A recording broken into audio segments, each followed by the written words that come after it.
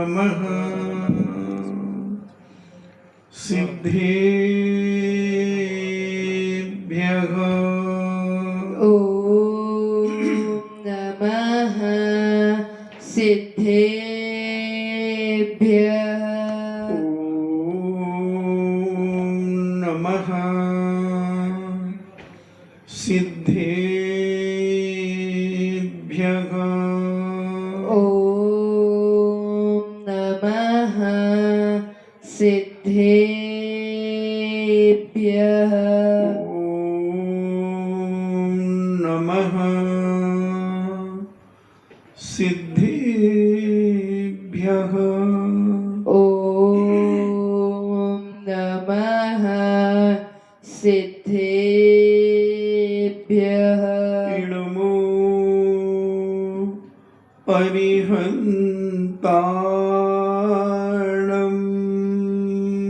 नमो अरिहन्ताणम् इणमो सिद्धाणम् नमो सिद्धाणम् इणमो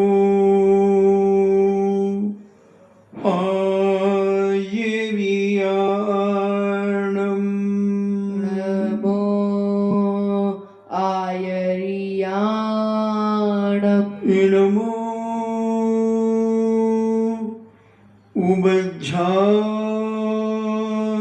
उबज्झायाणम् नमो उवज्झायाणम् इणमो लोये सव्यसाभूणम् नमो लोये सव्यसाहूणम् पंच परमेष्टि भगवान की जय। अहिंसामयी वीतराग विश्व धर्म की जय। देवादिदेव 1008 श्री आदिनाथ भगवान की जय। देवादिदेव 1008 चिंतामणि घोर उपसर्ग विजेता श्री पार्श्वनाथ भगवान की जय। देवादिदेव 1008 शासन नायक बाल ब्रह्मचारी भगवान महावीर स्वामी की जय। परम पूजनीय आचार्य श्रोमणि गुरुवर श्री कुंद कुंद महामुनिराज की जय। परम पूजनीय आचार्य श्रोमणि गुरुवर श्री विद्यासागर जी महामुनिराज की जय। परम पूजनीय निर्यापक श्रवण मुनि श्री सुधा सागर जी महाराज की जय।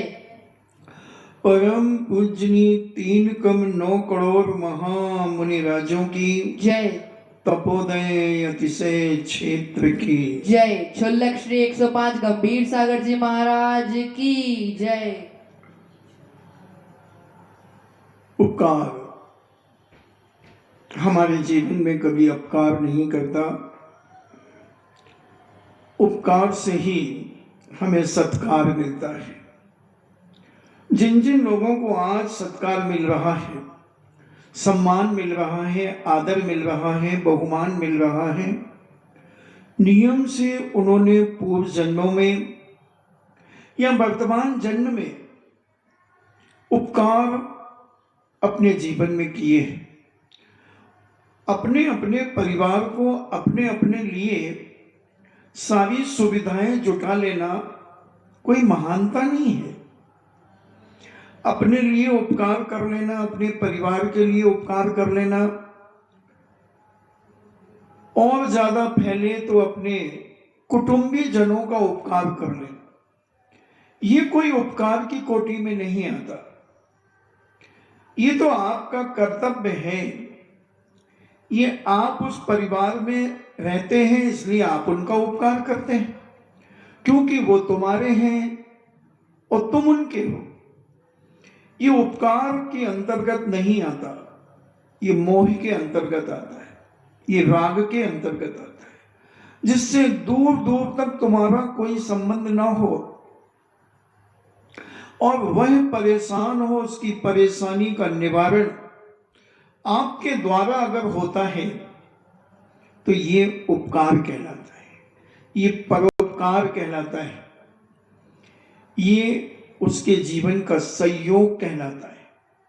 कितने लोग करते हैं, उंगली पर गिरने वाले लोग दूसरों का उपकार करते हैं, स्वयं परेशानी में कई बार डूब जाते हैं और उस डूबे हुए को निकाल करके ऊपर उठा देते हैं। आज मुझे एक घटना सुनाई गई। मैं जंगल जा रहा था कि कितने उपकार करने वाले लोग किस किस तरीके से उपकार करते हैं। एक बहुत छोटी सी नन्ही सी बालिका इंदौर में, मध्य प्रदेश की थी। इंदौर की और कोई गांव शहर की हो सकती, मगर मध्य प्रदेश की थी। उसे पता चला कि उसके अड़ोस पड़ोस में एक नन्ही बालिका को हार्ट में छेद है। 55,000 रुपए की जरूरत थी। उसने गाने गा करके और अपने भाई के साथ में 55,000 रुपए इकट्ठे किए और उस बालिका के लिए इलाज के लिए वह पहुंच गई उसकी मां के पास। वो कहा कि मां, लो तुम इससे इलाज करवाओ, ये पैसे हम देंगे। और उसने वीडियो में भी शायद मोबाइल आदि में सूचना कर दी, अगर कोई हेल्प करना चाहे तो कर सकता है। बेंगलोर आदि का कोई डॉक्टर उसे पता चला। उसने इसके माता पिता को खबर की कि उस बेटी को तुम हमारे पास लाओ, हम फ्री में इलाज करेंगे। पहला इलाज उसने उपकार की जो भूमिका बनाई उस बालिका ने। आज वो बहुत बड़ी सिंगर है, बहुत बड़ी सिंगर है। दोनों भाई बहन सिंगर, फिल्मों में उनके गीत संगीत होते हैं। अब उसने उसकी जानकारी में, उसके सानिध्य में 2200 लोगों के हार्ट के ऑपरेशन हो चुके। उसने अपने पास से 5 करोड़ रुपए खर्च किए। वो करने को तैयार है, मगर लोग हेल्प करते चले जाते हैं, हेल्प करते चले जाते हैं। और आज वह अभी ज्यादा बड़ी नहीं है। उसने आचार्य श्री के ऊपर भी एक भजन गाया है, शायद पलक पलक उसका नाम है। माहेश्वरी है, मगर वह जब ऑपरेशन होता है तो वो वहां स्वयं जाती है। किसी को भी ऑपरेशन हॉल में अनुमति नहीं है, मगर डॉक्टर्स उसे अनुमति देते हैं और वहां पर वो खड़ी रहकर नमोकार मंत्र का ध्यान करती है उस मरीज के लिए। पूज्य आचार्य श्री से भी वह मिली है। आचार्य श्री के ऊपर भी उसने कई भजन लिखे, गाए हैं, मगर वो इतना परोपकार में अपना जीवन व्यतीत कर रही है। उसके चेहरे पर एक अलौकिक छटा दिखती है। दोनों भाई बहन सिंगर हैं, दोनों भाई बहन गाते हैं और अब तो वो बहुत बड़े सिंगर बन चुके हैं। मगर उनका उपकार, बड़े बड़े फिल्मी दुनिया के कलाकार उनके उपकार की दाद देते हैं। अमिताभ बच्चन जैसा व्यक्ति उस पलक को और उसके भाई को, दोनों को दोनों से इतना प्रसन्न है, वो स्वयं अपने हाथों से तालियां बजाता है और उनके बारे में सुनकर गदगद हो जाता है। इसे कहते हैं उपकार, निस्वार्थ भाव। 2200 लोगों के हार्ट के ऑपरेशन कराने का खर्च अपने पास से 4 और 5 करोड़ रुपया खर्च कर देना, और हेल्प उसे मिलती है। कई डॉक्टर्स हेल्प करते हैं, कई सेठ साहूकार हेल्प करते हैं, कई लोग उसे हेल्प करके कहते हैं ये उपकार का कार्य जो आप कर रहे हैं, इतना कीमती समय तुम अपना उस बच्चे के ऑपरेशन के समय तुम वहां खड़े रहते हो, खड़ी रहती हो। अब उसने जब कहा अपने मुंह से, मैंने सुना उसके मुख से कि वह नमोकार मंत्र का स्मरण करती है, उस मरीज के लिए अपनी सद्भावनाएं भेजती है। यानी वो 2200 लोगों को उसने नमोकार मंत्र का संप्रेषण भेजा। हर ऑपरेशन में वो खड़ी होती है, डॉक्टरों के साथ खड़ी होती है। ये कहलाता है उपकार, परोपकार। ऐसे लोगों को मिलता है सत्कार, सम्मान, आदर, बहुमान, इज्जत हर तरफ से मिलती है। हम अपने घर का भी नहीं कर पाते ढंग से उपकार, हम अपने घर की भी चिंता नहीं कर पाते, और हम चाहते हैं कि हमें सत्कार मिले, हमें सम्मान मिले, हमारी वाहवाह हो। कैसे होगी? कौन करेगा? उपकारी का उपकार, जिसके साथ उपकार किया गया है वही तो वाहवाह करेगा, वही तो तारीफ करेगा आपकी, वही तो आपका सत्कार करेगा। एक व्यक्ति ने अपना इंटरव्यू दिया उसी में कि मेरे घर में कोई भी कार्य होता है तो हम भगवान को भले भूल जाएं, मगर हम पलक का नाम जरूर लेते हैं, और पलक का नाम लेकर के ही हम अपने घर के सारे कार्य करते हैं। हमें तो ऐसा लगता है कि साक्षात कोई देवी उतर करके आई है। उस व्यक्ति ने अपनी बात कही, इंटरव्यू दिया, मुझे दिखाया गया। वो कहता है कितनी छोटी उम्र में इतना उपकार करने का भाव, जरूर कोई ये देवी शक्ति है। इसके इतने परिणाम आज की दुनिया में कौन पैसा खर्च करता है? जान नहीं, पहचान नहीं, और तुम मेरे मेहमान बन गए, कोई नहीं करता बंधु। उसने आह्वान किया है सारे भारत के लोगों को कि जिनको भी हार्ट की तकलीफ हो और असमर्थ है, उसका इलाज मैं कराऊंगी। 2200 बच्चों का, 15-20 साल तक के, 3-3, 4-4 साल की बालिका, और क्या प्यार करती हूं उन बच्चों से। उनके माता पिता के आंसू टपकते हैं, और जब वह अपनी संवेदनाएं उन परिवारों को देती, चिंता मत करो मां, तुम्हारी बेटी को मैं स्वस्थ करूंगी।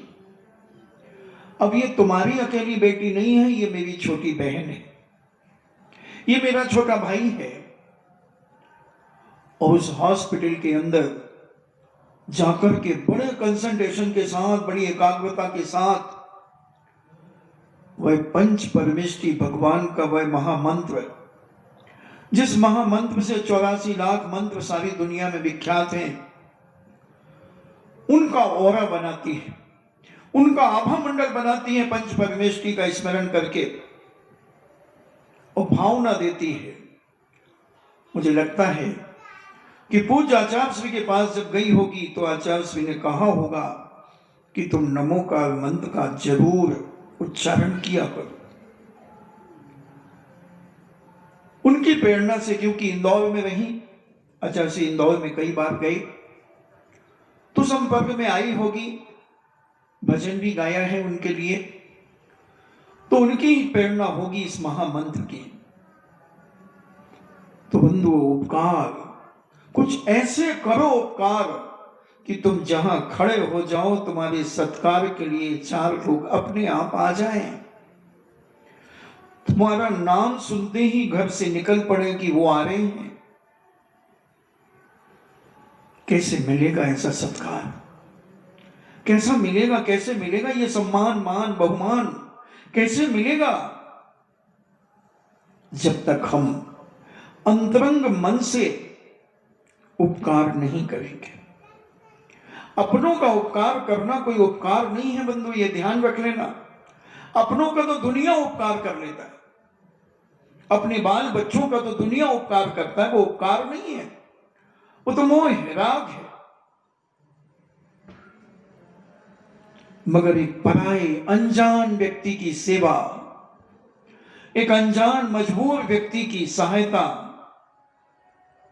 उपकार, परोपकार, ये है पुण्य बंध का कारण, ये है स्वस्थ लाभ, ये है साता वेदनी कर्म का बंद होने का कारण, ये है जिंदगी में कभी बीमार नहीं होने का कारण। ये है, करो तो एक बार अपने मन से, भावनाएं भी तो करो। हम तो भावना ही नहीं कर पाते, जिसमें पैसा ही नहीं लगता, पैसा भी नहीं लगता जिस भावना में, हम वो भावना भी परोपकार की नहीं कर पाते। अगर कोई परोपकार भी कर रहा है तो उसमें हम कहते हैं इनको क्यों दे रहे हो, अरे इनकी तो दशा बहुत अलग ही है भैया, बहुत पैसे वाले हैं, ये तो मांग रहे हैं भीख, इनकी सेवा क्यों कर रहे हैं, इनको क्यों दे रहे हो? अरे वो दे रहा है, तुम्हें क्या तकलीफ हो रही है? तुमसे मांग रहा है कि इनके लिए दे दो,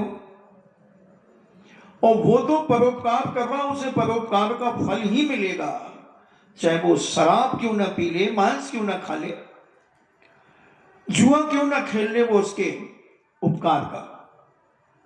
मगर जो उपकार कर रहा है बंधुओं, उसे उपकार का फल ही मिलेगा, उसे जगह जगह हर कदम पर सत्कार मिलेगा।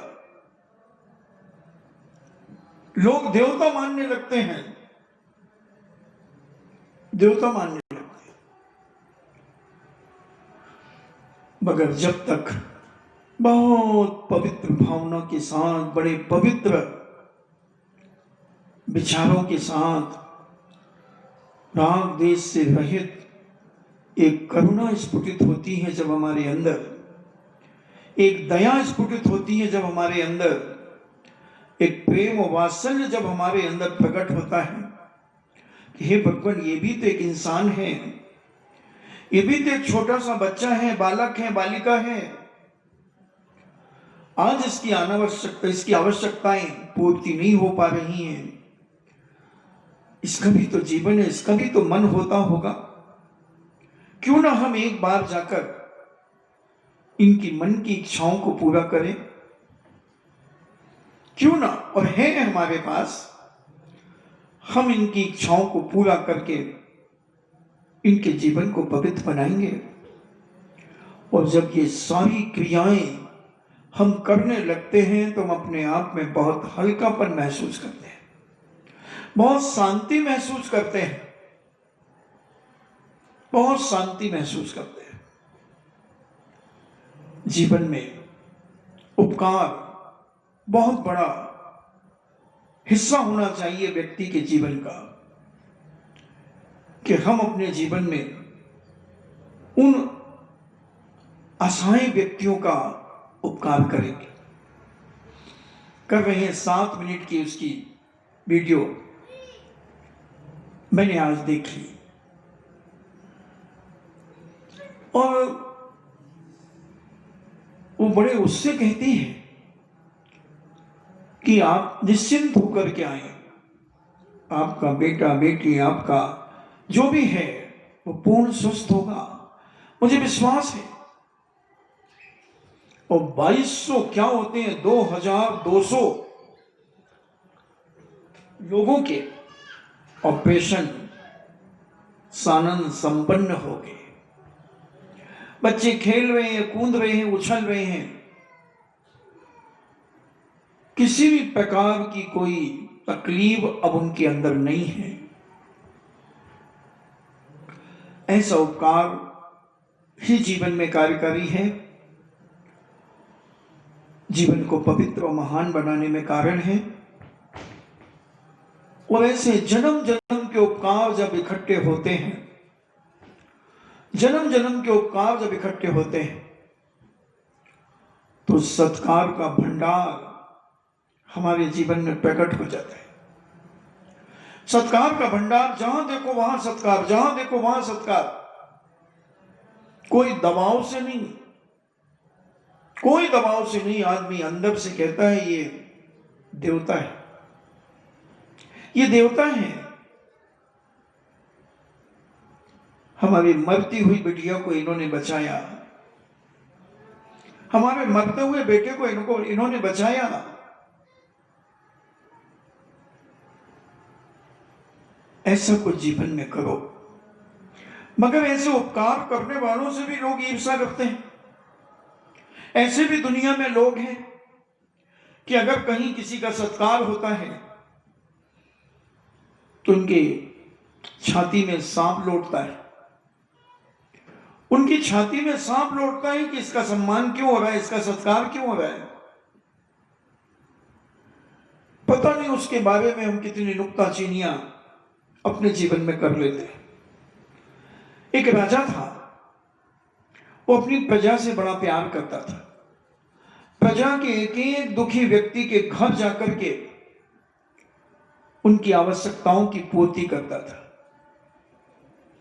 एक एक व्यक्ति के घर जाकर जिसको भी तकलीफ होती थी, परेशानी होती थी, वह राजा स्वयं उसके घर की सारी परेशानियां सुनकर के और मंत्री से कहता था इनकी पूर्ति होना चाहिए कल। किसी को कहता अभी इसी वक्त। प्रजा अपने राजा को जी जान से चाहती थी। सारी जनता अपने राजा के लिए एक सैनिक बनकर के रहा करती थी। मगर आस पास के पड़ोस के राजा उसके सत्कार से, उसके सम्मान से, उसके बहुमान से जलते थे कि इसका इतना सम्मान है, इतनी प्रजा सारे इसको सम्मान देते हैं, इसकी सैनिक इतना सम्मान देते हैं। आसपास के राजाओं के अंदर उसके सत्कार को देखकर के बड़ी जलन होती थी, ईर्ष्या में जलते थे। सारे दुश्मन राजा एक साथ इकट्ठे हो गए, सारे दुश्मन राजा, क्योंकि कोई उससे जीत ही नहीं पाता था। वो जब युद्ध के मैदान में पहुंचता था सारे राजा भग जाते थे। जैसे कबूतर दाना चुगते हैं और कोई व्यक्ति पहुंच जाए तो कबूतर फड़फड़ा करके उड़ जाते हैं, ऐसे उस राजा के मैदान में पहुंचते ही सारी सेना तितर बितर हो जाती थी। सारे राजाएं भाग जाते थे, राजा ही भाग जाते थे तो सेना तो भाग ही जाएगी। मगर उनके अंदर की ईर्ष्या, जलन दिन प्रतिदिन बढ़ती जा रही थी। उन्होंने फूट डालो राज करने की नीति सब राजाओं ने मिलकर के उस राजा के सामने विचार किया कि इसको कैसे भी इसका विनाश करना है, इसका सत्यानाश करना है, कैसे भी बने इसे लूट करके इसके जीवन का समापन करना है। और उन्होंने राज कर्मचारियों को रिश्वत देकर के खरीदना शुरू कर दिया, पैसा देकर के, लालच देकर के खरीदना शुरू कर दिया। और कहा कि एक बार राजा को हमारे हवाले कर दो, बस उसे कुछ ऐसा भोजन में मिलाकर के खिला दो कि वह मूर्छित हो जाए, मूर्छित हो जाए, और उसे पकड़ करके हम सब राजा एकत्रित होंगे एक जगह पर, एक जंगल में, पहाड़ी पर, और वहां लाकर के उसे सौंप दो, अगुआ कर दो। कानो कान तुम्हें खबर, किसी को खबर नहीं लगेगी, हम सारी सुरक्षा कर देंगे। सारे जितने भी आसपास के राजा थे, 20-25 राजाओं ने मिलकर के इस राजा का दमन करना चाहा, इसका विनाश करना चाहा। और होते हैं कुछ दुश्मन, कुछ लालची, कि उनको कितना भी दे दो मगर उनका पेट नहीं भरता। इतनी भूख होती है उनकी, 3 लोग की संपदा भी उनके लिए कम पड़ सकती है। और जो अपने राजा का वफादार नहीं हुआ वो किसका वफादार होगा? जो अपने परिवार का वफादार नहीं हुआ वो किसका वफादार होगा? जो अपनी समाज का वफादार नहीं हुआ वो किसका वफादार होगा? वो कभी किसी का वफादार नहीं हो सकता। और ऐसे कुछ कर्मचारी बिक गए, लालच में बिक गए और राजा के भोजन में कुछ ऐसी वस्तु मिला दी कि जिसके कारण राजा को भोजन करते ही नशा सा चढ़ गया और राजा मूर्छित हो गया। और इन्होंने राजा को उठाकर एक गुप्त बग्गी में बिठाकर उस घनघोर जंगल में ले गए और घनघोर जंगल में उस पहाड़ी के ऊपर ले गए जहां हर व्यक्ति का जाना असंभव था। वहीं सारे राजा एकत्रित थे, सारे राजा एकत्रित थे और सारों ने मिलकर के उसके हाथ बांध दिए और सब ने कहा कि इसको एक साथ सब तलवारें मारो, इसके टुकड़े टुकड़े कर दो, शांति से नहीं जीने देता ही हमें, शांति से नहीं जीने देता, हमेशा इसने हमारे राज्यों को दबा करके रखा है। तो एक कहता है कि नहीं, टुकड़े टुकड़े करने से क्या फायदा?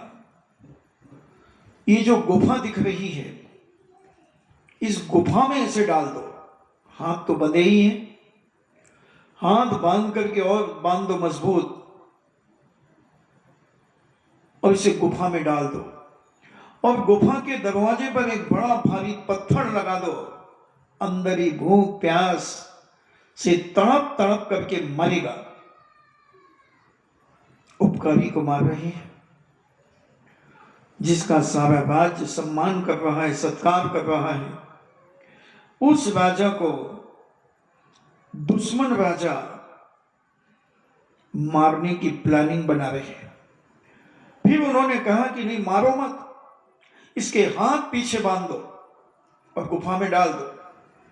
और गुफा में डाल दिया रात के अंधेरे में, रात के अंधेरे में, और एक बहुत बड़ा पत्थर उस दरवाजे पर रख दिया कि बाहर नहीं निकल सकता, अंदर ही तड़प तड़प करके मरेगा, सड़ेगा और हम आनंद मनाएंगे कि हमारा दुश्मन मर गया। मगर उन्हें क्या मालूम कि उपकारी के उपकार करने वालों के हजारों सहायक होते हैं। सारी प्रजा पागलों जैसे घूमने लगी अपने राजा को ढूंढने के लिए। रात के अंधेरे में उस गुफा में एक सांप ने काट लिया उस राजा को। राजा कहता मुसीबत पर मुसीबत आ रही है, हे प्रभु मैंने ऐसा कौन सा पाप किया अपनी जिंदगी में जो मुसीबत पर मुसीबत आ रही है? ऐसा लगता है कि मेरी मौत बहुत नजदीक है। उसी समय उसे मां की एक कहानी याद आई। उसकी मां ने उसे कहानी सुनाई थी, क्या ऐसे ही मर जाएगा? कुछ करके मर, कुछ करके मर, ऐसे मत मरना, ऐसे ही मर जाएगा, कुछ करके मर। उसने कहा कि सांप के काटने से मैं मर जाऊं? और उसने अपने कटार निकाली और जहां सांप ने काटा था उतना स्थान काट करके उसने फेंक दिया। अब खून बहने लगा। फिर सोचता है कि ये परेशानी, खून बहते बहते मेरे शरीर का खून खत्म हो जाएगा, मैं मर जाऊंगा। मगर फिर उसे मां की बात याद आई जो मां ने एक सूत्र रूप में दिया था, कुछ करके मरना, ऐसे मत मरना, ऐसे ही मर जाएगा, कुछ करके मर, कुछ करके मर। उसने कहा अरे ये मां की ललकार, ये मां की शक्ति, उसने अपनी कमर में एक साफा बांधा था, एक कपड़ा बांधा था, उस कपड़े को कस करके बांध दिया उस कटे हुए पांव पे। और ये तो आप कैसे निकलूं उस गुफा से। उसी समय प्रातःकाल का सूर्य उदय होने लगा, अंदर प्रकाश की रोशनी प्रवेश करने लगी। उसने देखा कि इस दरवाजे पर बहुत बड़ी चट्टान है, इस चट्टान को मैं कैसे हटा सकता हूं। फिर एक मां की आवाज अंदर से उठी, कुछ करके मर, कुछ करके मर, ऐसे मत मर, कुछ करके मर। उसने अपनी शक्ति को संग्रहित किया, अब उस चट्टान को पूरी ताकत से ढकेलना शुरू किया। 2-3 बार तो वह स्लिप हो गया। फिर उसने पूरी ताकत लगाकर उस चट्टान को धक्का मारा, चट्टान लुढ़क गई और नीचे जाकर के खाई में गिरी। वह गुफा के बाहर आया,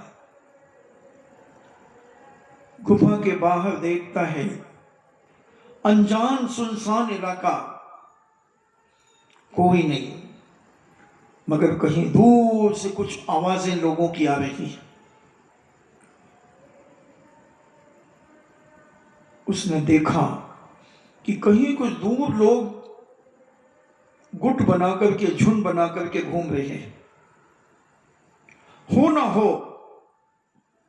मेरी प्रजा हो सकती है, मेरी सेना हो सकती है, मेरे मंत्री हो सकते हैं जो मुझे खोज रहे होंगे। उसने कहा कोई बात नहीं, अपन इसी गुफा के ऊपर हाथ उठा करके खड़े रहते हैं। लोगों ने धीरे धीरे इधर उधर घूमते बढ़ते बढ़ते उस तरफ बढ़े और किसी ने कहा देखो चट्टान पर कोई खड़ा दिख रहा है। इधर से ये देख रहा, उधर से वो ढूंढ रहे, देख रहे हैं। बोले हाँ चलो। और कुछ लोग घोड़े पर बैठकर आए और देखा कि इस घनघोर जंगल के बीच में जो एक पहाड़ी, उस पहाड़ी में गुफा के पास अपना राजा खड़ा है। और सारे लोग एक दूसरे को आवाज देकर के इकट्ठा करते हैं और कुछ लोग ऊपर चढ़ जाते हैं और राजा को उठाकर लाते हैं, घोड़े में बिठाते हैं। और सारी सैनिक, सारी जनता, माताएं, बहनें, बालक, बालिकाएं, सारे अपने उपकारी का सम्मान और सत्कार करने के लिए खड़े। वहीं फूल तोड़ तोड़ करके मालाएं बना ली और ढेरों मालाएं उस राजा को पहना दी और बड़े नगाड़े, ढोल, मजीरे सब बुला लिए और बड़े धूमधाम से अपने राज्य में उस राजा को प्रवेश कराया। शत्रु राजा थर थर कांपने लगे कि हम तो सोच रहे थे कि मर गया होगा। गुप्तचरों से पता चला कि राजा जीवित हैं और राजा पुनः राजगद्दी पे बैठने के लिए प्रजा लालायित है। अब उन्होंने सोचा कि अब हमारा जीना मुश्किल है, अब हमारा जीना मुश्किल है, क्योंकि इसने अपनी जिंदगी में इतने उपकार किए हैं कि इसका कोई अपकार कर ही नहीं सकता। कितनी भी हम ताकत लगा ले, हम 100, 20, 25 राजाओं ने मिलकर के इसका विनाश करने का संकल्प किया, फिर भी ये बच गया। हाथ खुल गए, चट्टान गिरा दी और ये अपनी प्रजा को, अपनी सैनिक को, अपने मंत्रियों को मिल गया। मंत्री कहते हैं राजन, पहले तो हमें उनका पता लगाना है जिन्होंने आपको जहर देकर के मूर्छित किया था। ऐसे आस्तीन के सांप को पकड़ना है कि जो अपने राज्य में रहकर के आस्तीन के सांप का काम कर रहे हैं। सांप से तो हम बच सकते हैं, मगर जो आस्तीन में सांप बनकर के बैठा है उससे बचना राजन बहुत मुश्किल है। उसी का दुष्परिणाम ये हुआ कि आपको मूर्छित करके दुश्मन राजाओं के हाथों में दे दिया। ये चर्चा गुप्त मंत्रणा मंत्रशाला में चल रही थी। उसी समय वो रसोइये और उनके सहयोगी दरवाजा खटखटाते हैं। दरवाजा खटखटाते हैं। मंत्री दरवाजा खोलते हैं। कौन हो? हम अपने अपराध का प्रायश्चित करने आए हैं। अभी मंत्रणा चल रही है। मगर राजा उनको देख लेता, बोला इनको आने दो, इनको आने दो। और सारे रसोइये उनके सहयोगी राजा के सामने साष्टांग प्रणाम करते हैं और कहते, राजन हमें मृत्युदंड दिया जाए। हमें राजद्रोह की जो सजा होती है वो सजा हमें दी जाए।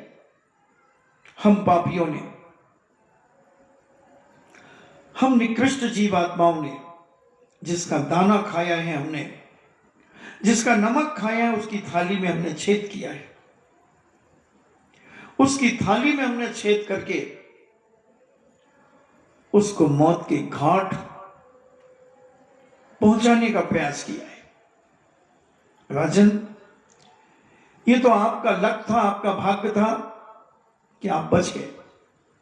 हमें तो इतना पैसा दिया गया था आपको मारने के लिए कि हमारी 7 पीढ़ियां भी खाएंगी तो भी खत्म नहीं होगा। मगर जब हमने आपकी बड़ी शांत शकल देखी तो हमें अपने अंदर से ग्लानि पैदा होने लगी राजन, कि हमारा राजा इतना उपकारी है, इतना उपकारी है, और हम दुष्टों ने, अत्याचारियों ने उसके साथ छल किया, उसे धोखे में जहर खिला करके दुश्मनों के हाथों में सौंप दिया। राजन, उस दिन से हमें नींद नहीं आ रही है, हम तड़प रहे हैं, हमें माफ कर दो। राजा कहता है, मंत्रियों इनको सम्मान सहित इनका सम्मान किया जाए, क्योंकि इन्होंने सत्यता को प्रकट किया है, इन्होंने अपनी गलती का एहसास किया है। यही तो धर्म कहता है। गलती तो इंसान से ही होती है। मनुष्य गलतियों का एक पिंड है। इसलिए मैं इनकी सत्यता से बहुत प्रसन्न हूं। दुश्मन राजाओं ने इन्हें लालच देकर के अपने सहयोगी बना लिया था, मगर इनके अंदर की आत्मा अंदर ही अंदर जल रही थी कि हमने अपने राजा को धोखा दिया है। जिस राजा ने हमारे पीढ़ी दर पीढ़ी हमारे परिवारों को पाला है, पोसा है, हम इस राज्य में हमारे बाप दादा वर्षों से रह रहे हैं, और हमने उसी खानदानी राजाओं के लिए आज धोखा दिया है। कभी प्रकृति और कभी ईश्वर हमें माफ नहीं करेगा, हमें माफ नहीं करेगा। वो वेदना इनके अंदर थी, वो तड़पन इनके अंदर थी, इसलिए इनको माफीनामा दिया जाता है। और मंत्री, ये बात इस दरवाजे के बाहर नहीं जाना चाहिए, इस मंत्रशाला के बाहर ये चर्चा नहीं जाना चाहिए कि रसोइयों ने और उनके सहयोगियों ने राजा को मूर्छित किया था। ध्यान रखो, सारे लोग इस मंत्रशाला के अंदर, इस मंत्रणा कक्ष के अंदर संकल्प करें कि हमारी कोई बोटी बोटी भी कर देगा तो भी हम इन रसोइयों का और इनका नाम उजागर नहीं करेंगे कि इन्होंने राजा को मूर्छित करके दुश्मनों के हाथों सौंपा था। राजा कितना विश्वास कर रहा है, कितना विश्वास, और उन्होंने इतना विश्वासघात किया। ये 4 टुकड़ों में, थोड़ी सी धन दौलत की लालच में, आखिर उसी राजा के चरणों में गिरना पड़ा, उसी राजा के चरणों में अपनी गलती का एहसास करना पड़ा। तुम कुछ पुण्य के उदय में किसी को दबा तो सकते हो, गिरा सकते हो, मगर वो उठ करके फिर खड़ा हो जाएगा, क्योंकि उसके मन में तुम्हारे प्रति द्वेष भाव नहीं है, घृणा भाव नहीं है, तुम्हारा भी भला हो, तुम्हारा भी भला हो। इसलिए राजा पुनः राजगद्दी पर स्थापित हो गया। गिर सकता है, कोई कर्म के उदय से आदमी दब सकता है, मगर एक बार फिर उभर के आता है, फिर उभर के आता है। राजा इतना शक्तिशाली था कि उन 25 राजाओं को मसल देता जैसे एक चींटी को मसलते हैं, मगर राजा ने कभी भी उनको मसलने का प्रयास नहीं किया। बस आंख दिखाना पर्याप्त थी, आंख दिखाना पर्याप्त थी। और सदा उन राज्यों में राशन भेजता था। उनकी आवश्यकताओं की कमी जब होती थी तो उनके पास खबर जाती थी तो राजा उन्हें भी सहयोग करता था। ऐसा नहीं कि केवल अपने राज्य को ही सुचारू रूप से रखता था, दुश्मन राजाओं को भी सहयोग देता था। ये तो हमारे भारत की नीति रही है, ये तो हमारी भारतीय संस्कृति और संस्कार भारत के एक एक व्यक्ति के अंदर, वही पाकिस्तान, वही बांग्लादेश हमारे भारत से, हमारे भारत के ऊपर थूक करके गए थे, कत्लेआम करके गए थे, ट्रेनें भर भर के गए और ट्रेनें काटी इन्होंने, और क्या क्या षड्यंत्र रचे। मगर जब इनके ऊपर संकट आए, जब ये हमारे भारत की शरण में आए, तो भारत ने बांग्लादेश के लिए, पाकिस्तान के लिए क्या नहीं किया। पाकिस्तान और हिंदुस्तान होने के बावजूद भी कितना सहयोग, कितना सहयोग, बांग्लादेश को कितना सहयोग। मुझे याद है एक नीला झंडा एक पिन में लगा करके दिया जाता था बांग्लादेश की सहायता के लिए। 10 पैसे, 25 पैसे जो खर्चे के लिए मिलते थे बच्चे को, हफ्ते भर में 25 पैसे मिलते थे, और वो 25 पैसे हम बांग्लादेश की सहायता के लिए देकर के आते थे। और उस समय हमें गर्व होता था कि हमने एक दुखी व्यक्ति के लिए अपने खर्च करने के पैसे उसके लिए दिए। मुझे आज भी वो एक झंडा, छोटा सा झंडा, आज भी मेरी आंखों के सामने झूल रहा है। उसमें एक पिन लगी होती थी और मुश्किल से 1 इंच का झंडा होता था, और टीचर वो हमारे शर्ट के जेब में खोस देता था, पिन लगा देता था, और वो 25 पैसे ले लेता था। हमने उपकार, हमारे भारत ने उपकार, भारतीय संस्कृति और संस्कारों ने उपकार जो दिए, हमें घुटी में मिलता है ये कि उपकार करना अपनी जिंदगी में कभी भूलना मत, कभी भूलना मत। भारत का एक एक नागरिक उपकार करता था, मगर पाश्चात्य संस्कृति की हवस, पाश्चात्य संस्कृति की हवस, पदों की लोलुपता, राज्य की सत्ताओं पर हम बिकने लगे, और हम इतने बिक गए कि हम अपने देश को ही खोखला करने लगे। हम अपने देश में ही तस्करी करने लगे, हम अपने देश में ही दुनिया के पाप करने लगे, और एक देशवादी, एक राज्य दूसरे राज्य को विनाश करने के लिए, एक भाई दूसरे भाई का सत्यानाश करने के लिए भी अग्रसर हो रहा है। आज हम उपकार की बातें भूलते जा रहे हैं। आज हम अपनी माँ की घुटी में पिलाए हुए संस्कारों को आज हम निगलते जा रहे हैं और उनके अंदर से समाप्त करते जा रहे हैं। बंधु, उपकार तुम करो, दुश्मन का भी उपकार करो। आज नहीं, दुश्मन कल अपनी गलती महसूस करेगा। और आज भी करने वाले हैं उपकार। दुनिया में बहुत सारे लोग हैं जो उपकार करते हैं, जिनको उपकार करने में ही मजा आता है। उन्हें बड़ी आत्म शांति मिलती है जब वो किसी की सहायता करके आते हैं। उनके चेहरे की मनी भावना एक बड़ी अलौकिक दिखती है।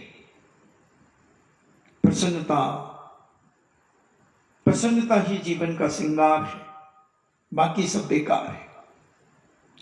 अगर आपका मन प्रसन्न है, आप अंदर से प्रसन्न हैं, तो वही आपका सच्चा श्रृंगार है, और बाकी सब बेकार है बंधु, सब बेकार है। कुछ भी साथ जाने वाला नहीं, कुछ भी हाथ आने वाला नहीं।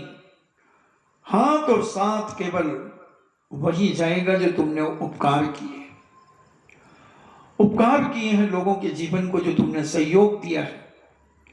वही उपकार, वही सम्मान तुम्हें दिलाएगा, वही सत्कार दिलाएगा, नहीं तो फटकार दिलाएगा। और वह राजा उन राज्यों के लिए भी सहयोग देता है। मां की बात याद रही, मां की बात याद रही,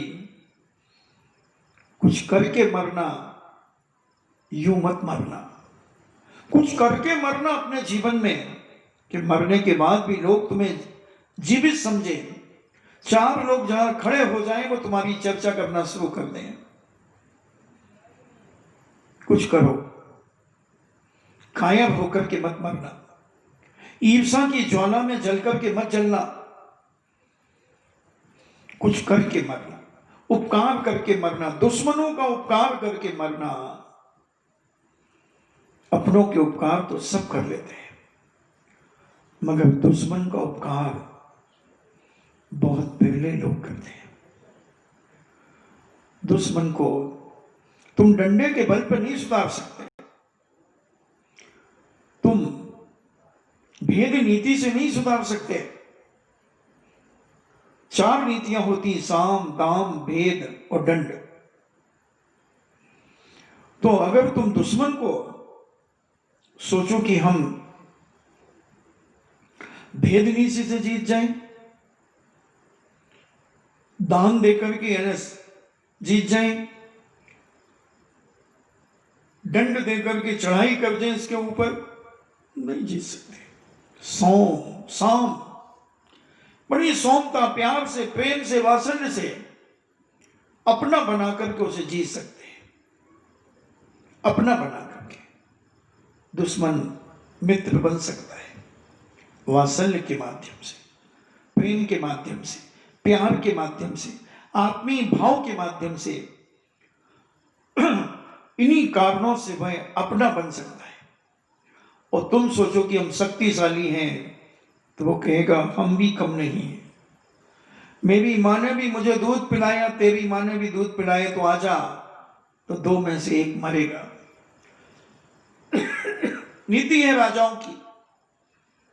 दुश्मन राजा अगर शक्तिशाली है तो उसे मित्रता का हाथ बढ़ा लो, उसे भेंट देकर के, दान देकर के, सहयोग देकर के उसे अपना बना लो। पृथ्वीराज चौहान को जब दुश्मन राजा पृथ्वीराज चौहान जब उसे बंदी बना लेते, तो लगान देकर के 30-30 हजार घोड़े भेंट में दे दिए पृथ्वीराज चौहान को। और छूट गया, छूट गया। ये नीतियां थी और पृथ्वीराज चौहान नहीं समझ पाए उसकी दुर्नीतियों को, दुर्नीतियों को नहीं समझ पाए और धोखा खा गए। पृथ्वीराज चौहान के सामने कोई टिक सकता था? इतना शक्तिशाली योद्धा महाराणा प्रताप के सामने कोई टिक सकता था? मगर कोई आस्तीन का सांप बना है, जिसने आस्तीन का सांप बनकर के उन्हें मजबूर कर दिया, मजबूर कर दिया। अपना ही व्यक्ति जब दुश्मन बनता है और वो हमारी सारी गुप्त बातों को जानता है और वही उजागर करके हमें बर्बाद करने की कोशिश करता है, मगर हमारे मन में अगर उसके प्रति घृणा भाव नहीं है तो हम एक दिन पुनः आबाद हो जाएंगे, हो जाएंगे। महाराणा प्रताप पुनः खड़े हो गए, पुनः खड़े हो गए। भामाशाही ने आकर के सहयोग दे दिया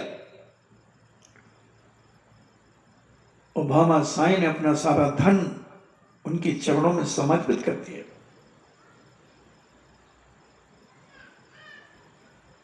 बड़ा अलौकिक उपकार और सहयोग जब अंदर से किया जाता है तो गिरा आदमी भी उठ करके खड़ा हो जाता है। हमको जीवन में करें और समझने का प्रयास करें, समझाने का प्रयास करें अपने मन को। हम बहुत बड़ी बड़ी बातें कर लेते हैं, मगर हम उपकार कितना कर पाते हैं? हमारे कारण अगर कोई दुखी है, कोई व्यथित है, उसको अभय दान दो, उसको निश्चिंत करो, निश्चिंत करो उसको। बहुत बड़ा दान है बंधु, बहुत बड़ा दान है, बहुत बड़ा दान। निश्चिंत कर दो कि जब तक मैं हूं तुम निश्चिंत रहकर जियो, मेरे कारण तुम्हें रंच मात भी कोई कष्ट नहीं होगा। तुम्हारे प्रति हमारी सदा सद्भावनाएं रहेंगी। इतना निर्मल अपने भावों से उसको कर दो बंधुओं, बहुत बड़ा दान है अभय दान। एक आदमी को निश्चिंत कर देना, एक संगी पंचेंद्री आदमी को, इसलिए हमारे यहां कहा मनोज्ञ की भैया व्यक्ति करना, मनोज्ञ की भैया व्यक्ति करना। जो दीक्षा के योग्य है, जो दीक्षा लेना चाहता है मगर कर्ज में दबा है। कई परेशानी, लोग कहेंगे पलायनवादी होकर के दीक्षा ले ली, उसका कर्ज चुका दो, उसकी परेशानियां खत्म कर दो, और उसे बैराग है तो उसके बैराग में 4 चांद और लगवा दो। ये मनोज्ञ की भैया व्यक्ति है, ये मनोज्ञ का उपकार है, उसकी भावना का सत्कार है। वैराग्य भाव तो आ गया मगर कर्ज इतना चढ़ा है, परेशान हो गया, व्यापार में घाटा लग गया, क्या करे बेचारा। कोई बात नहीं, हमारे श्रेष्ठी चुपचाप उसका सारा भार खत्म कर देते हैं और निश्चिंत कर देते हैं और समाज में खड़ा कर देते हैं कि ये वैराग्य लेकर के जा रहे हैं, किसी का कोई कर्ज तो नहीं इनके ऊपर। ऐसे भी बहुत सारे लोग हैं और श्वेतांबरों में तो बहुत है, ये काम बहुत करते हैं। हमारे दिगंबरों में तो इतना कोई फकीर नहीं होता और ऐसे पलायनवादी हमारे यहां दीक्षा भी नहीं लेते। वायदा में कभी किसी की कोई घटना दुर्घटना ऐसी घट जाती है तो उनको सहयोग पता ही नहीं चलता और सब कर्ज चुका दिया जाता है। यह है उपकार। तुमने एक व्यक्ति को मोक्ष मार्ग में खड़ा कर दिया, तुमने किसी एक व्यक्ति की मानसिकता को, जो अंदर ही अंदर परेशान था, उसे तुमने सांत्वना दे दी, उसे खुश कर दिया। यह है उपकार, यह है सहयोग, यह है सहयोग, यह है तुम्हें जिंदगी में सत्कार दिलाने वाला। ये है सत्कार दिलाने वाला। इसलिए तुम उपकार कितना कर सकते हो, पवित्र मन से कितना दिला सकते हो उपकार। और वह सेठ ने एक मरते हुए चोर को, जो पानी की प्यास से तड़प रहा था, मगर सेठ ने सोचा कि इसे पानी पिला दूंगा तो ये मर तो जाएगा मगर दुर्गति जाएगा, दुर्गति जाएगा, इसको सदगति भेजना, इसका उपकार करना है। और सेठ साहब ने कहा कि भाई मैंने एक मंत्र की सिद्धि की है, अगर मैं पानी तुझे लेने जाऊंगा मैं भूल जाऊंगा मंत्र, इसलिए तुम इस मंत्र को तुम जपते रहो, रहा जब मैं आऊं तो मुझे बता देना कि मेरा मंत्र तो मैं याद फिर कर लूंगा। उस चोर को नमोकार मंत्र बुलवा दिया, उस चोर से महामंत्र का जाप करवा दिया और कह दिया कि जब तक मैं पानी लेकर के नहीं आऊं जब तक तुम जपते रहना, मैं कोशिश करूंगा जल्दी लाने की। फांसी लग चुकी थी, कितनी देर जीता, नसें टूट चुकी थी, जी रहा था। और सेठ पानी लेने के बहाने छुप गया एक पेड़ के नीचे, और वो नमोकार मंत्र पढ़ता जा रहा है, पढ़ता जा रहा है, और वह मर गया। मगर किसी ईर्ष्यालु ने देख लिया, किसी दुश्मन ने देख लिया कि सेठ जी चोर से बात कर रहे थे, सेठ जी चोर से बात कर रहे थे, निश्चित चोर का सामान, चोर से सामान खरीदते होंगे सेठ जी। और सेठ की शिकायत राजा साहब के राज दरबार में उस दुष्ट आदमी ने कर दी। राजन तो कान के, हमेशा कान के कच्चे होते। राजा कभी अपने कानों से नहीं जीता, दूसरों के कानों से जीता है। कोई भी राजा कभी अपने सोच से नहीं जीता, वो अपने मंत्रियों के कानों से जीता है, वो गुप्तचरों के कानों से जीता है। और भड़का दिया गया राजा को कि सेठ चोरी का सामान दृढ़ शोर से खरीदता होगा, जब ही मरते समय उससे कोई राज पूछ रहा होगा। मैंने उस चोर को, फांसी पर लटके हुए चोर के पास धनदत्त सेठ को खड़े हुए देखा। राजा ने कहा, गुप्तचरों इसकी खोज करो, पता करो। जी सरकार। मगर जो कह रहा था कि नहीं ये तो पक्का है, वो बात करते हुए मैंने देखा है। उसी समय राजा ने एक सैनिकों की टुकड़ी सेठ को पकड़ने के लिए भेज दी। सेठ के घर में जब टुकड़ी गई तो सेठ घर पे नहीं थे, वो तो जिनालय में पूजन कर रहे थे। मंदिर को घेर लिया, मंदिर को घेर लिया, और वह देव जो दृढ़ सूर जो देव बना था, उसने अपने अवधि ज्ञान से जाना कि मैं यहां कैसे आया। तो पहले तो उसने जाना कि ओहो मैं तो चोर था, मुझे राज दरबार से हाथ चुराने के कारण मुझे फांसी की सजा दी गई थी, फांसी पर लटका दिया गया था। मगर नगर सेठ के द्वारा मुझे जो महामंत्र दिया का जाप करने के लिए कहा था, उस जाप के फल से मैं आज स्वर्ग में आकर के देव हुआ हूं। और अवधि ज्ञान से वो सारा दृश्य उसे दिख रहा है कि सेठ मुझे नमोकार मंत्र दे रहा है और मैं नमोकार मंत्र पढ़ रहा हूं। और उसने अवधि ज्ञान लगाया तो पता चला कि सेठ को तो घेर करके खड़े हैं, जिनालय को घेर लिया है दुष्ट सैनिकों ने, और वो चौकीदार के रूप में बनकर के बैठ गया। गेट पर बैठ गया। देवता किसी भी रूप में आ सकता है, टेबल के रूप में आ जाए, माइक के रूप में आ जाए, कुर्सी बन करके आ जाए, कुछ भी बन के आ सकता है। वो विक्रिया में इतनी ताकत है उनके पास।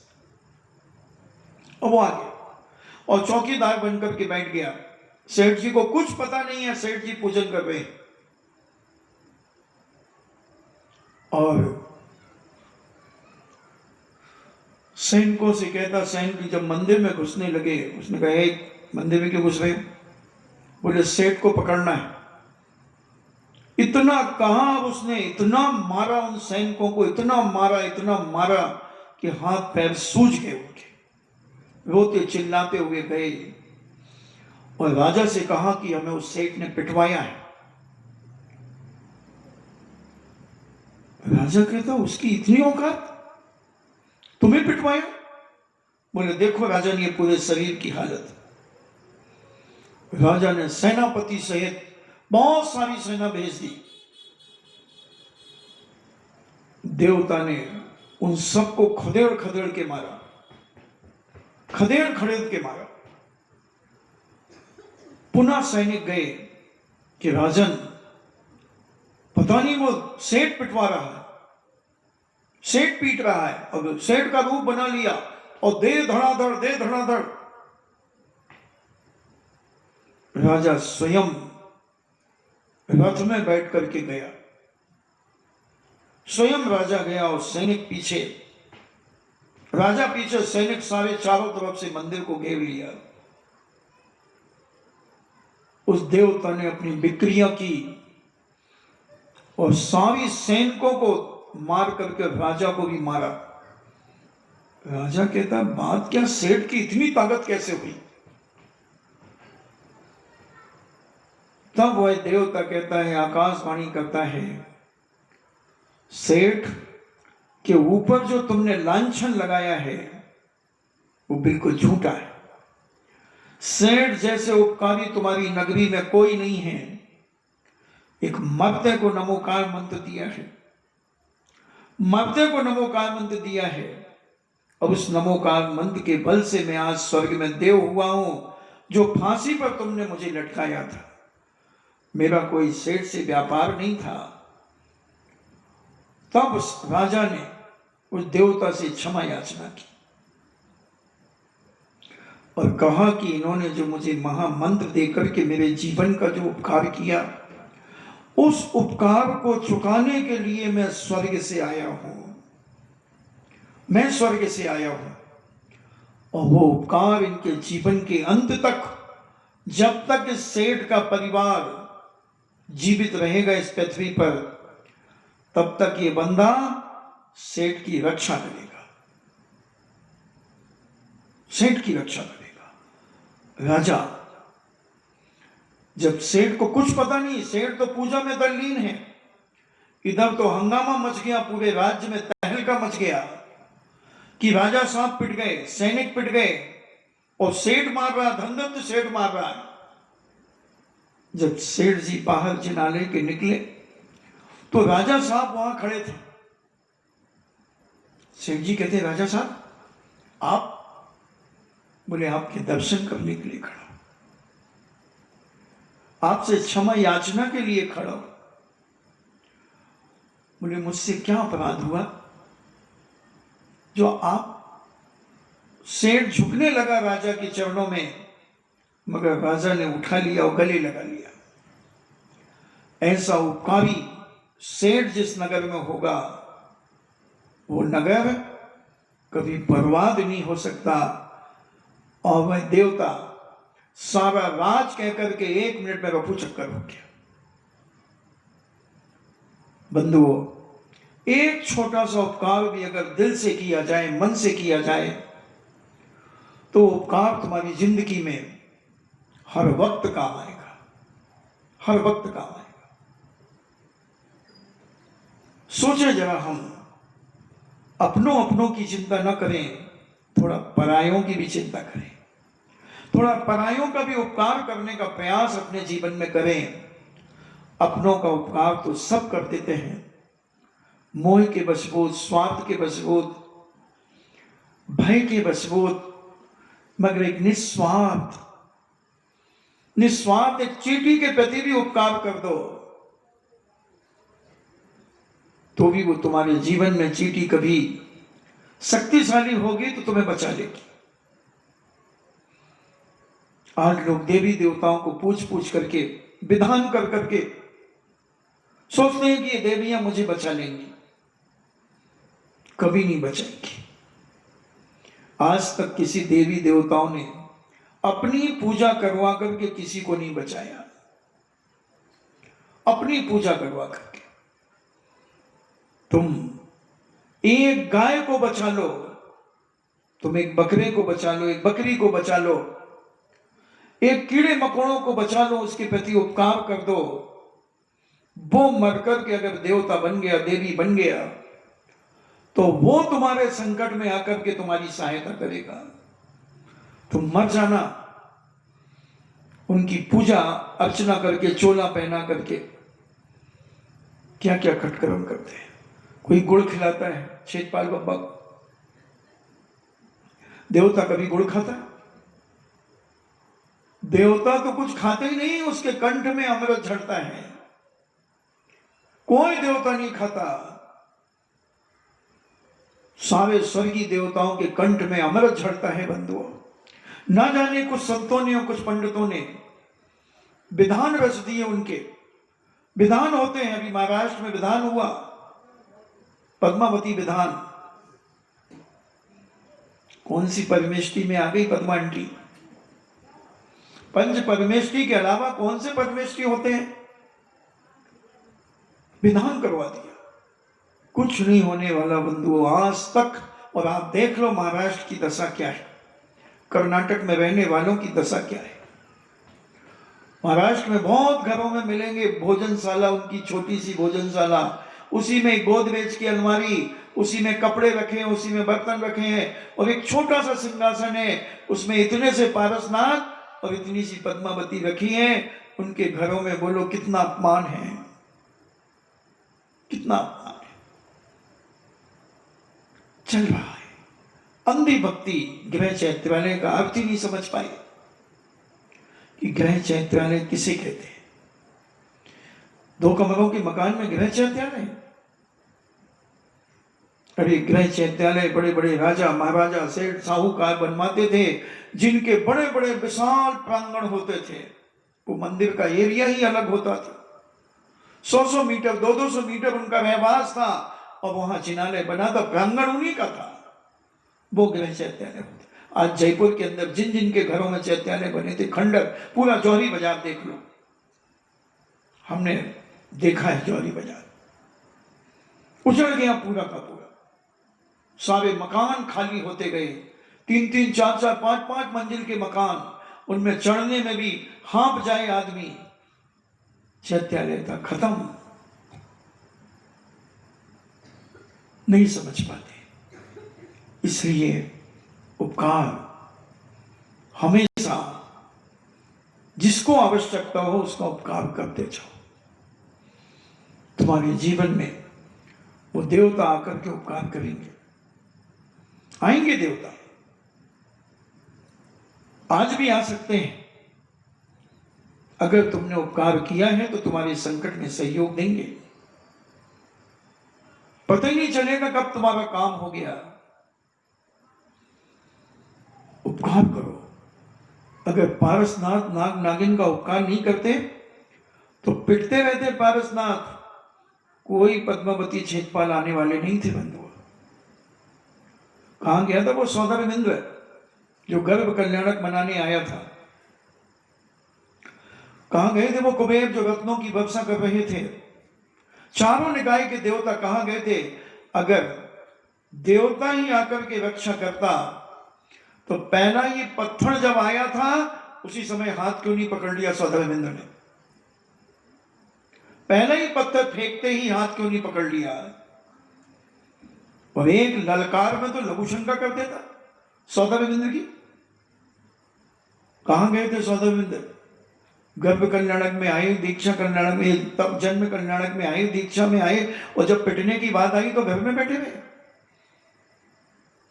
नहीं बंधु, वो ही तुम्हारा सहयोग करेगा जिसने तुमने जिसका सहयोग किया है।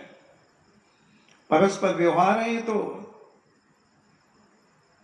तुमने क्या दिया है शादी में, क्या गिफ्ट दिया है तुमने बब्बू की शादी में? अब तुम्हारे घर में शादी होगी तो बब्बू के घर से क्या जाएगा? जो तुमने दिया होगा वही रिटर्न जाएगा। क्या जाएगा? अगर तुमने 500 का लिफाफा दिया तो 5000 का लिफाफा नहीं आएगा, चिंता मत करना। बहुत होगा तो 521 कर देंगे। ये व्यवहार है। तो तुमने जिसका सहयोग किया वो तुम्हें सहयोग देने के लिए खड़ा रहेगा, और तुमने उपकार नहीं किया है तो तुम तड़पते रहना, लोग देखते जाएंगे, निकल जाएंगे वहां से, और तुम्हें कोई सहायता करने वाला भी नहीं मिलेगा। इसलिए उपकार, एक देवता स्वर्ग से आकर के सेठ का उपकार चुका रहा है बंधुओं, चुका रहा। इसलिए सच्चे मन से उपकार करने का परिणाम अपने जीवन में करें। आपके 7 मिनट पुनः ज्यादा हो गए। भावना है कि हे भगवान, ये उपकार करना लोग जो भूल रहे हैं वो पुनः इनके जीवन में उत्पन्न हो जाए, और ये उपकार से अपने जीवन का सत्कार प्राप्त करना शुरू करें। इन्हीं मंगल भावना से सबकी आत्मा परमात्मा बने। इन्हीं मंगल भावना के साथ जिनवाणी स्तुति। जिनवाणी के ज्ञान से सूझे लोकालोक, सो बाणी मस्तके धरो, सदा देते हूँ धोख। हे जिनवाणी भारती, तो हे जपो दिन रैन, जो तेरो शरणा गहे, सो पावे सुख चैन।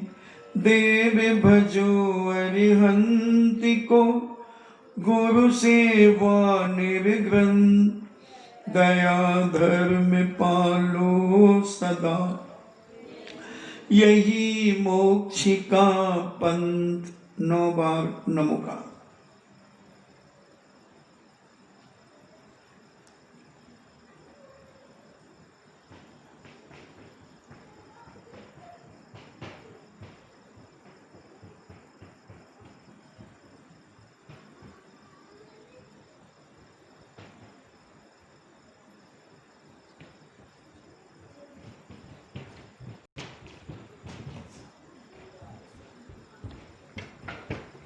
परम पूजनी द्वादशांग जिनवाणी माता की। सुत देवता, सुत देवता, सुत देवता, जैनम जेतु शासनम, जैनम जेतु शासनम, जैनम जेतु शासनम।